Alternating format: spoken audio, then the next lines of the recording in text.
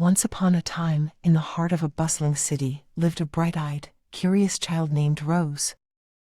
She was given a teddy bear on her 5th birthday by her grandmother, who told her, "This is a special teddy bear, my dear.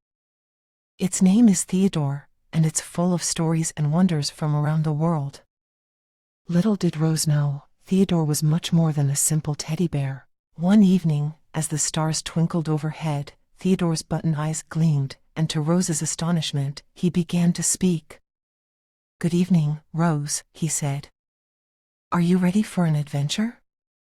Rose's eyes widened with excitement. "Oh yes, Theodore, I'd love to," she exclaimed. With a soft pat, Theodore touched the antique pocket watch hanging from his neck. Suddenly, a vibrant whirl of color encircled them, and when it subsided, they found themselves standing beside towering pyramids in the burning heat of ancient Egypt. "Theodore, where are we?" Rose asked in wonder. "Welcome to ancient Egypt, around 2500 BC, he answered. Together, they watched as the giant pyramids were built, stone by stone, under the brilliant desert sun. They even met a young pharaoh who taught them to play the ancient game of Senet. Before long, Theodore touched his pocket watch again. The landscape around them blurred, and when it refocused, they were amid colossal marble structures. "This is ancient Greece, in 447 BC, Theodore explained. They witnessed the construction of the magnificent Parthenon and encountered a philosopher named Socrates who shared his wisdom on the importance of questioning and thinking for oneself. Their next stop was the mystical land of ancient China, where they were greeted by the enticing scent of blooming cherry blossoms.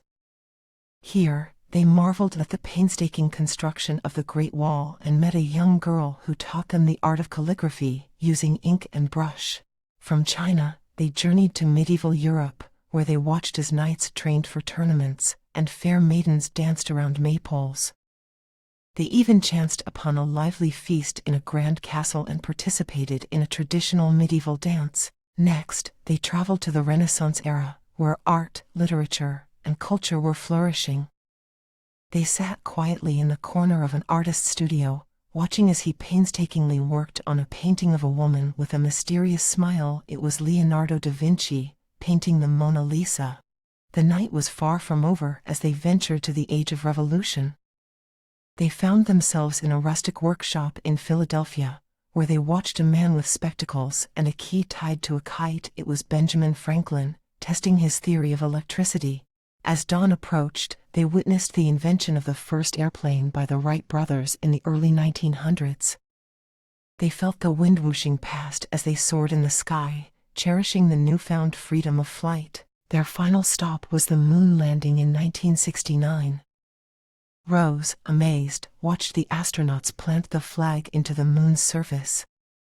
She even took a step on the moon herself, feeling the powdery surface beneath her feet. As the first rays of the morning sun seeped into her room, Theodore and Rose returned, her head buzzing with excitement and wonder. "Oh, Theodore," she said, her eyes welling up with joy, "thank you for showing me all these incredible places." Theodore's button eyes gleamed in the soft morning light. "Remember, Rose," he said, "the world is full of wonders and history. It's our duty to learn, understand, and respect it." As Rose fell into a deep sleep, Theodore returned to his usual teddy bear form. But the glimmer in his button eyes remained, a promise of many more adventures to come. And from that day forward, each night was a new journey, a new era, and a new adventure with Theodore, the time-traveling teddy bear. And so, dear reader, remember this: history is not just in books. It lives in the hearts of those who seek it, ready to be discovered in the most unexpected of places.